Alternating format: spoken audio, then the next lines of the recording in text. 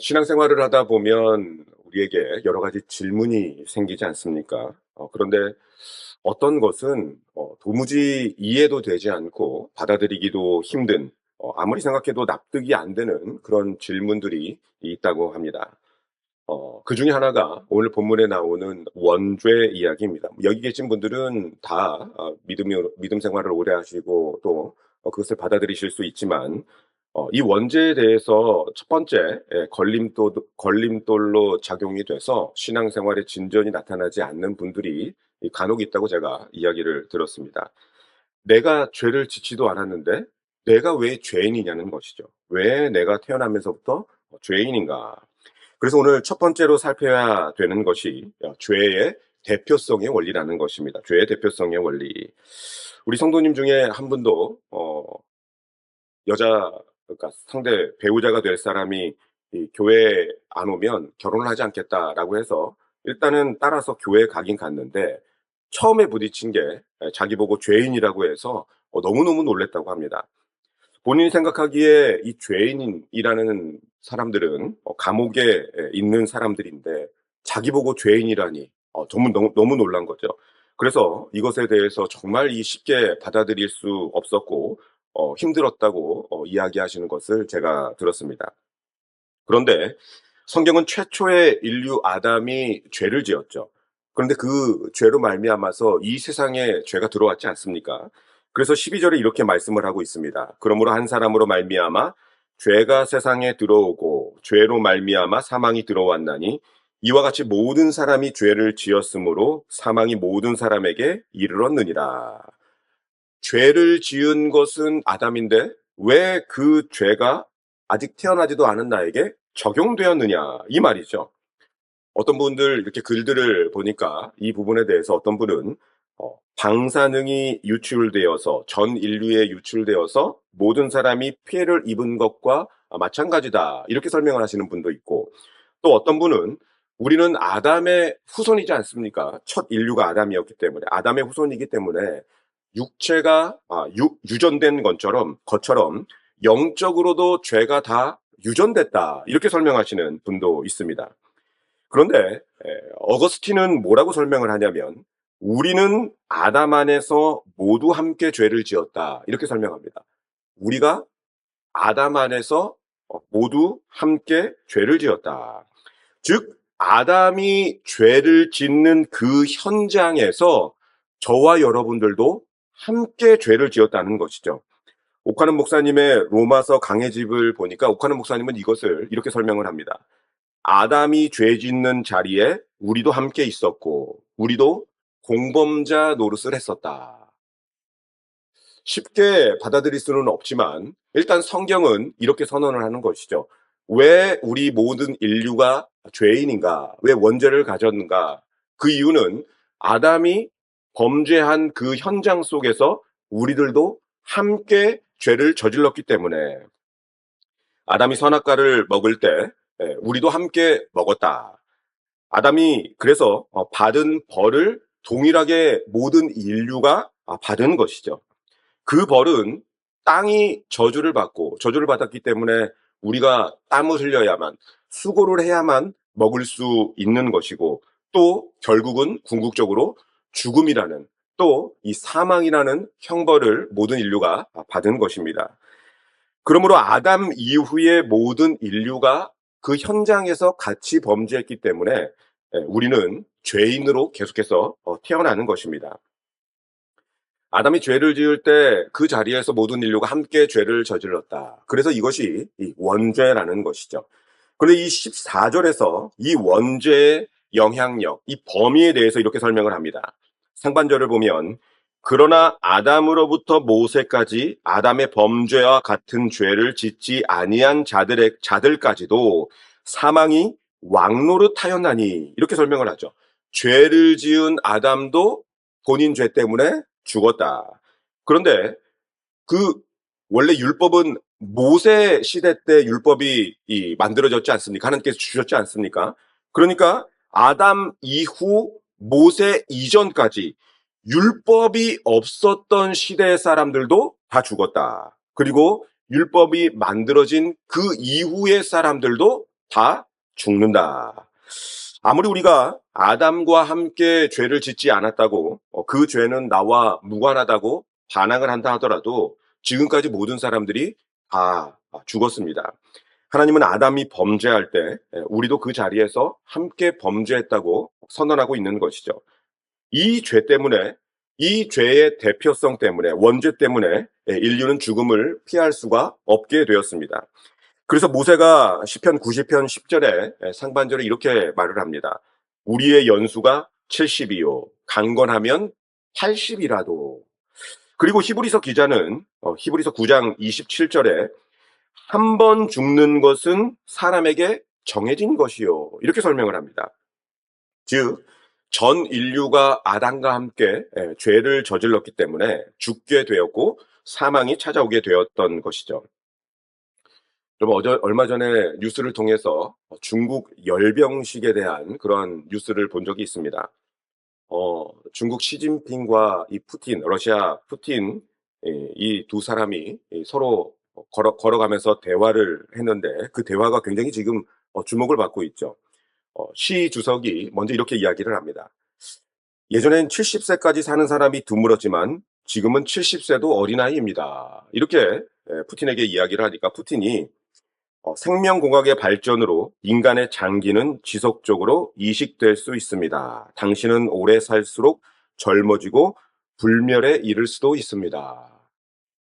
이에 대한 답변으로 시 주석이 이번 세기 안에 인간이 150세까지 살 수 있을 것으로 예상하는 이들도 있습니다.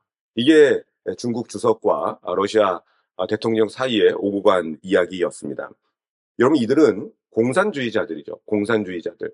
공산주의자들이 이 유물론을 믿고 있습니다. 유물론이 뭡니까? 유물론은 영혼이 없다는 것이죠. 영혼이 없다. 죽으면 다 끝이다. 그렇기 때문에 이 세상에서 이들의 주 관심사는 어떻게든 하루라도 더 살려고 발버둥 치는 게 이들의 목적이고 또 관심사입니다. 이 이야기를 보면서 참 어리석은 사람들이다라는 생각을 했습니다. 오래 살고 싶겠죠. 원한다면 영생불사하고 싶은 마음이 이들에게 있을 것입니다. 그런데 성경이 뭐라고 이야기를 합니까? 한 번 죽는 것은 모든 사람에게 정해진 것이다. 이렇게 선언을 하고 있습니다. 안 죽은 사람이 없죠.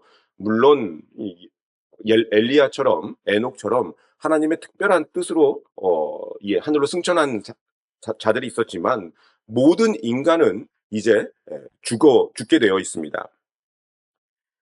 저와 여러분들도 마찬가지죠. 저는 모든 분들을 위해서 기도할 때 단 하루를 산다 하더라도 강건한 육신을 가지고 살게 하여 주시옵소서. 이게 저의 기도 제목인데 건강하게 사는 것은 하나님께서 주시는 축복인 줄로 믿습니다. 그런데 우리의 주된 목적이 무엇이냐? 죽음 이후의 삶을 준비해야 되는 것이죠. 죽음 이후의 삶을 준비해야 되는 것이다. 그래서 두 번째, 본문이 말씀하고 있는 것은 죄로 인한 죽음을 피할 수는 없지만 하나님은 죽음을 능가하는 생명의 대표성을 저와 여러분들에게 주셨다는 것입니다. 15절 말씀을 우리 다 같이 한번 읽어보겠습니다. 15절입니다. 시작. 그러나 이 은사는 그 범죄와 같지 아니하니 곧 한 사람의 범죄를 인하여 많은 사람이 죽었은즉 더욱 하나님의 은혜와 또한 한 사람 예수 그리스도의 은혜로 말미암은 선물은 많은 사람에게 넘쳤느니라. 할렐루야. 로마서 1장에서 5절까지의 내용은 구원에 대한 이야기입니다. 구원에 대한 이야기인데 방금 이 구절이 그것의 구원에 대한 결론을 선포하고 있는 것입니다. 한 사람 아담의 범죄로 인해서 죽음이 찾아와서 온 인류가 죽게 되었지만 한 사람 예수 그리스도로 말미암아 이제는 영원한 생명이 넘치게 되었다. 이렇게 선언을 하고 있는 것입니다.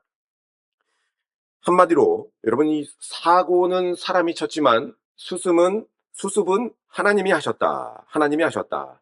아담이 사고치고 하나님이 수습하셨다. 우리의 삶에도 이런 일들이 참 많은 것 같습니다. 사실 여러분들도 돌아보면 사고 많이 치지 않으셨습니까? 한 번도 안 치셨습니까? 사고 많이 치셨죠. 저도 마찬가지고 말하기도 부끄러운 죄를 저지르고 사고를 치고 저와 여러분들 모두 과거를 돌아보면 사고 뭉치 아니었겠습니까? 그런데 그 사고 친 것을 가지고 벌을 받거나 심판을 받는다라고 하면 두렵습니다. 정말 두렵습니다. 고개를 들 수가 없죠. 다른 사람을 지적할 수도 없습니다. 왜냐하면 나는 더 큰 죄인이기 때문에. 그런데 그렇게 사고치고 잘못하고 실수를 저질렀음에도 불구하고 하나님의 은혜와 사랑이 있기 때문에 지금 저와 여러분들이 이 자리에 있는 줄로 믿습니다. 아담이 선악과를 따먹었다. 인류 최초의 범죄자다. 이렇게 말하는데 여러분 아담이 선악과 한번 따먹은 것과 내가 지금까지 사고친 것에 비하면 아담이 선악과 따먹은 것은 극히 비교도 되지 않습니까? 너무 작지 않습니까? 내가 저지른 잘못이 너무나 커서 아담에게 아무런 할 말이 없습니다. 그런 실수와 잘못과 죄를 저질렀음에도 불구하고 오늘 저와 여러분들이 여기에 앉아 있는 이유, 앉아 있을 수 있는 이유가 무엇이겠습니까? 원죄를 저지른 아담의 대표성의 원리보다 우리에게 생명을 주시는 예수 그리스도의 생명의 대표성의 원리가 더 크고 능가하기 때문인 줄로 믿습니다. 죄로 인한 죽음의 영향력보다 예수 그리스도의 은혜와 생명의 영향력이 더 크기 때문이죠. 17절에 이렇게 말씀을 하고 있죠. 한 사람의 범죄로 말미암아 사망이 그 한 사람을 통하여 왕노릇하였은즉 더욱 은혜와 의의 선물을 넘치게 받는 자들은 한 분 예수 그리스도를 통하여 생명 안에서 왕노릇하리로다. 우리는 죄의 지배하에 있었고 죄의 영향력 안에 있었습니다. 죄를 이기거나 죄를 물리칠 수 있는 힘이 저와 여러분들에게는 전혀 없었던 것이죠. 그런데 하나님께서는 저와 여러분들을 불쌍히 여기셔서 죄와 사망과 죽음을 이길 수 있는 길을 예비해 놓으셨다고 성경은 말씀하고 있죠. 그것이 바로 예수 그리스도입니다. 예수 그리스도.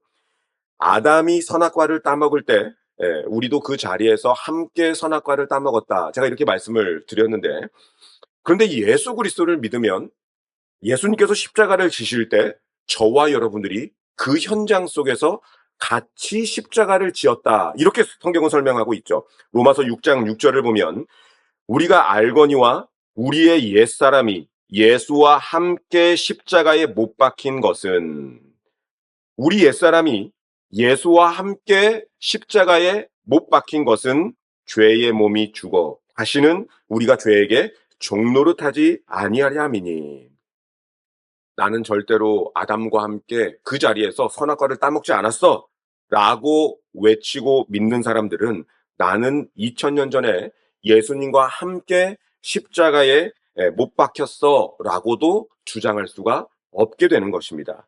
원죄를 인정할 때 주님의 십자가의 공로를 우리도 받을 수가 있다는 것이죠.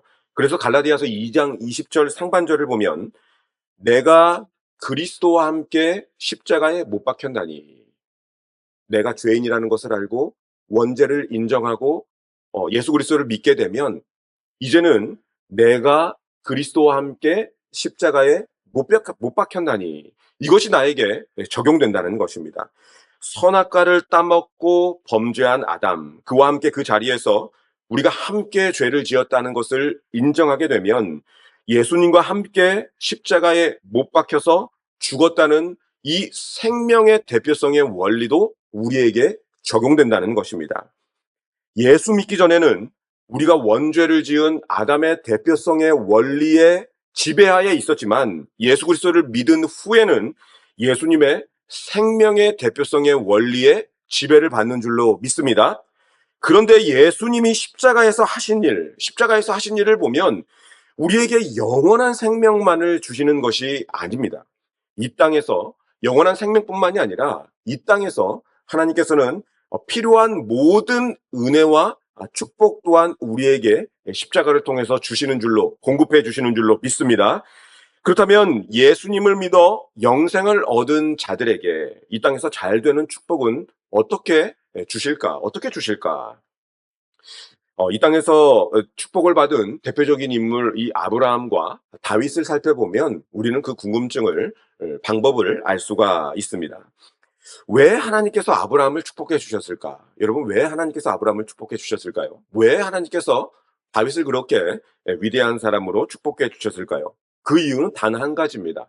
그들의 계보를 통해서 예수 그리스도께서 오시기 때문에, 초림 예수가 그들의 계보를 통해서 오실 것이 예언되었기 때문에. 그런데 예수님이 요한복음에서 여러분 이렇게 말씀을 하시는데, 요한복음 8장 56절을 보면 너희 조상 아브라함은 나의 때 볼 것을 즐거워하다가 보고 기뻐하였느니라. 아브라함이 예수님 오시기 거의 2000년 전의 사람인데 무엇을 바라봤다고 이야기합니까? 오실 메시아, 오실 메시아. 정확히는 알지 못하지만 오실 메시아가 올 것이라는 것을 아브라함은 그것을 보고 기뻐하였다고, 즐거워하였다고 성경이, 예수님께서 말씀을 하고 계시는 것이죠. 따라서 예수님 오시기 2000년 전에 아브라함은 오실 메시아를 바라보면서 멀리서 보고 기뻐하였고 그의 길을 준비한 사람이었습니다.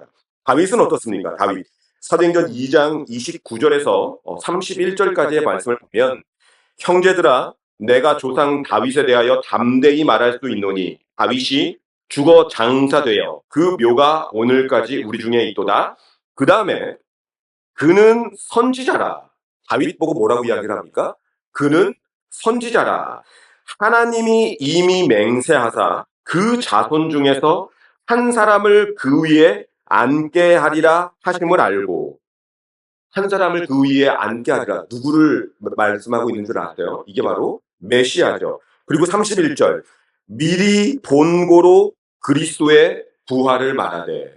다윗 역시 예수님께서 오시기 약 1000년 전에 지금 예수 그리스도의 메시아 오심을 미리 보고 그의 부활까지 예언했다고, 그가 선지자라고 성경이 선언하고 있는 것입니다. 다윗 역시 오실 메시아를 미리 보고 그의 길을 준비한 사람이다. 구약의 믿음의 조상들이 하나같이 이 오실 그리스도, 오실 메시아, 그분을 보고 멀리서 보고 환영하고 기뻐하고 예언하고 메시아의 오실 길을 준비했다고 성경은 말씀하고 있는 것이죠. 히브리서에서 마침표를 찍는데, 히브리서 11장 13절 말씀을 보면 이 사람들은 다 믿음을 따라 죽었으며 약속을 받지 못하였으되, 이 약속은 예수 그리스도 메시아의 오심인데 그 예수 그리스도의 오심, 그것들을 멀리서 보고 환영하며. 구약의 이 히브리서 11장에 등재되어 있는 이 인물들이 멀리서 예수 그리스도의 메시아의 오실 길을 준비하고 환영하고 기뻐하였다고 성경은 설명을 하고 있습니다. 그들이 멀리서 보고 환영했던 예수 그리스도께서 드디어 이 땅에 오셨죠. 그래서 우리의 모든 죄를 짊어지시고 십자가에서 해결해 주셨습니다. 그런데 이것을 믿으면 저와 여러분들도 예수님과 함께 2000년 전에 예수님이 십자가에 못 박히시던 바로 그곳에서 저와 여러분들도 십자가에 못 박혔다, 성경은 설명하고 있는 것입니다. 그 결과 어떻게 되었습니까? 갈라디아서 2장 20절 말씀을 보면 내가 그리스도와 함께 십자가에 못 박혔나니 그런즉 이제는 내가 사는 것이 아니요 오직 내 안에 그리스도께서 사시는 것이라. 이제 죄된 나는 죽고 그리스도께서 내 안에서 이제 나와 함께 더불어 사시는 것이라고 설명을 하고 있는 것이죠. 완전히 아담의 영향력에서 이제는 예수 그리스도의 영생, 이 생명의 영향력으로 우리가 들어간 것이고, 비유하자면 여러분, 물이 변하여 포도주가 되는 것입니다. 이제 우리는 새로운 피조물이 되었다고 성경은 선언하고 있습니다. 본질 자체가 아담의 후손에서 이제는 예수 그리스도의 생명의 후손으로 바뀌었다고 오늘 로마서는 설명하고 있는 것입니다. 아담과 다윗은 오실 메시아를 멀리서 보고 환영했습니다. 즐거워했습니다. 그들 모두 오실 메시아의 길을 준비한 자들이었습니다. 그래서 그들이 축복을 받은 것이죠. 예수님이 이 땅에 오셨습니다. 우리는 아담이 아니라 예수 그리스도의 영향력 아래에 이제는 들어가게 되었죠. 여러분, 예수님은 반드시 다시 오시는 줄로 믿습니다. 그래서 이 땅의 모든 축복의 흐름이 다시 오실 메시아의 길을 준비하는 자들에게 그 축복이 흘러간다는 것이죠. 따라서 저와 여러분들이 이 재림하실 예수 그리스도, 다시 오실 메시아의 길을 아브람처럼 다윗처럼 멀리서 보고 기뻐하고 즐거워하고 그 길을 준비한다면 이 모든 것을 마태복음 6장 33절 먼저 그의 나라와 그의 의를 구하라 그리하면 이 모든 것을 너희에게 주시리라. 할렐루야. 이 말씀대로 하나님께서 역사해 주신다는 것이죠. 그 길을 준비하기 위해서 우리에게 필요한 것이 무엇이겠습니까? 건강이 필요하죠. 하나님께서 그 길을 준비하는 자들에게 건강을 주신다고 말씀하십니다. 요한 3서 1장 2절에 보면 사랑하는 자여 내 영혼이 잘되는 같이 내가 범사에 잘되고 강건하기를 내가 간구하노라. 강건하기를 간구하노라. 다시 오실 메시아의 길을 준비하기 위해서 물질이 필요합니다. 하나님께서 물질을 공급해 주신다고 말씀하시는데 빌립보서 4장 19절 말씀을 보면 나의 하나님이 그리스도 예수 안에서 영광 가운데 그 풍성한 대로 너희 모든 쓸 것을 채우시리라. 다시 오실 메시아의 길을 준비하기 위해서 많은 사람들, 일꾼이 필요합니다. 일꾼, 사람이 필요하죠. 그 사람들도 하나님께서 매출하기 때 모으듯이 모아주실 줄로 믿습니다. 마태복음 9장 37절, 38절 말씀을 보면 이에 제자들에게 이르시되 추수할 것은 많되 일꾼이 적으니 그러므로 추수하는 주인에게 청하여 추수할 일꾼들을 보내주소서 하라 하시니라. 여러분 2000년 전에 있었던 그 십자가의 승리는 위대한 승리인 줄로 믿습니다. 십자가 안에 모든 보화가 다 담겨져 있습니다. 사망과 죽음을 이길 영원한 생명도 십자가를 통해서 우리에게 주셨고 이 땅에서 잘 되는 은혜와 축복도 다시 오실 메시아의 길을 준비하는 자들에게 하나님께서 주신다고 말씀하고 있습니다. 이렇게 삶을 살아갔던 인물 중에 누가 있었을까 한번 생각해 봤더니 이 언더우드 선교사님이 떠올랐는데 여러분 이 언더우드 선교사님은 아펜젤러 선교사와 함께 우리나라 최초의 선교사라고 이야기하지 않습니까? 한국에서 1887년에 세문안 교회를 이분이 세우셨고 성경 찬송 번역에 굉장히 힘을 썼고 고아와 청소년들을 모아서 이제 교육을 시작했는데 이것이 나중에 경신학교로 발전을 했고 연세대학교의 전신인 이 경신학교와 세브란스와의 계속적인 이 협력을 통해서 근대 교육에 한국에서 근대 교육의 토대를 쌓았다고 이야기를 합니다. 평양신학교 설립도 주도적으로 하셨고 알렌과 함께 근대식 병원 발전도 계속해서 도우셨고 장로교 총회 출범도 이 언더우드 선교사님이 도우셨습니다.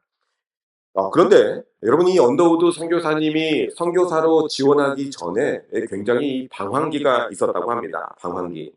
공허함 때문에 확신도 없었고 소망도 없었고 계속해서 방황을 했었고 그런데 한국에 오기 이 3년 전에 1884년 무디 목사님의 집회에 참석했다가 그때 비로소 복음을 경험하게 되었고 본인이 죄의 영향력 하에서 벗어날 수 없었는데 이 영원한 생명인 예수 그리스도의 이 생명의 영향력의 지배를 받았다. 이렇게 설명을 하고 있습니다. 1884년 무디 목사님의 집회에 참석했다가 그때부터 언더우드 선교사님이 그때는 선교사님이 아니었죠. 나는 주님 다시 오실 길을 준비하는 삶을 살겠다. 이렇게 결단하고 그때부터 준비하며 선교사로 헌신하게 되었습니다.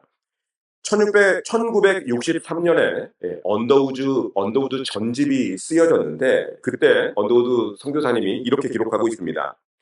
나는 소망 없던 이 땅에 대한민국이죠. 조선 땅에 주의 소망을 전하기 위해서 왔다. 나의 생애가 주님의 다시 오심을 준비하는 작은 다리가 되기를 원한다. 작은 다리가 되기를 원한다. 30년 이상 언더우드 선교사님은 한국에서 복음 전파 사역으로 충성을 다했고 굉장히 젊은 나이 57세에 하나님의 부르심을 받았습니다.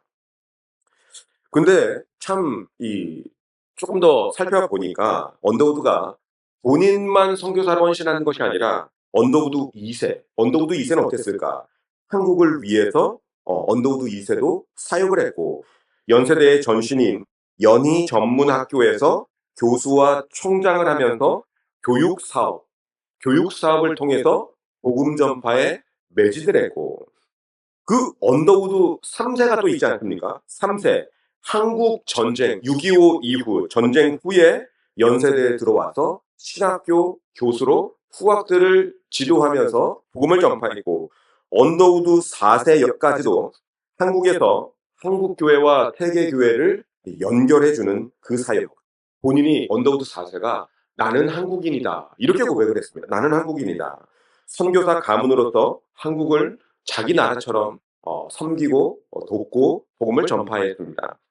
1대부터 4대까지 한국을 사랑해서 복음으로 섬긴 언더우드 가문. 어떻게 그렇게 됐습니까?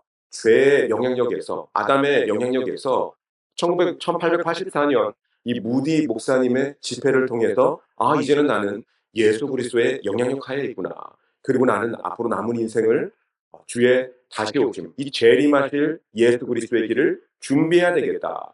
4대까지 하나님 앞에, 그 이후는 아직 제가 조사를 못해서 나오지 못했는데 4대까지 귀하게 쓰임받았던 그러한 믿음의 명문가가 되었습니다. 말씀을 마치도록 하겠습니다. 아담의 대표성은 선악과를 따먹은 그 자리에서 저와 여러분들도 함께 범죄했다는 것이죠. 그 인류에게 사망과 죽음이 찾아왔습니다. 이것은 시진핑도 푸틴도 절대로 막을 수가 없는 것이죠. 그런데 이 문제를 예수 그리스도께서 해결해 주신 줄로 믿습니다. 2000년 전에 우리는 예수님과 함께 십자가에 못 박혔습니다. 그래서 우리는 영원한 생명을 얻게 되었습니다. 이제는 새로운 피조물이고 영원한 생명을 얻었을 뿐만 아니라 예수 그리스도의 재림을 준비하는 모든 자들에게 놀라운 하나님의 은혜와 축복이 예비되어 있습니다. 이러한 은혜와 축복을 받아 누리는 저와 여러분들이 되시기를 주님의 이름으로 축원합니다.